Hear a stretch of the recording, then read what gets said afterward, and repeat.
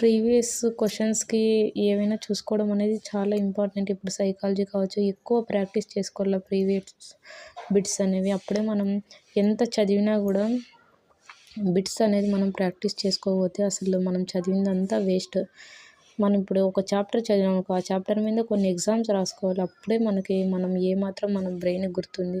ఒక 1 వీక్ తర్వాత మళ్ళీ అదే టాపిక్ మీద చదవండి, ఎన్ని బిట్స్ మర్చిపోతామో. కాబట్టి ఎక్కువ రివిజన్ అనేది ఉండాలి. అంతేకాకుండా ముఖ్యంగా గవర్నమెంట్ బిట్సే ప్రాక్టీస్ చేయండి.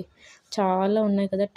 ఎన్ని టెట్లు జరిగినాయి, డిఎస్సీలున్నాయి, వేరే ఇన్‌స్టిట్యూట్ వాటికన్నా కూడా గవర్నమెంట్ వాళ్ళవే ప్రాక్టీస్ చేసుకోండి. మ్యాథ్స్ కావచ్చు, సైకాలజీ కావచ్చు, ఇంగ్లీష్ కావచ్చు. అవి ప్రాక్టీస్ చేసుకున్నా చాలా ఆల్మోస్ట్ మనం 90% కవర్ చేసేయొచ్చు ఎగ్జామ్స్ పరంగా. ప్రాక్టీస్‌కైతే సెపరేట్‌గా మనం వేరే ఏం తీసుకోవాల్సిన అవసరమే లేదు. టెక్స్ట్ బుక్స్ చదవడము, ప్రాక్టీస్ చేసుకోవడం అంతే.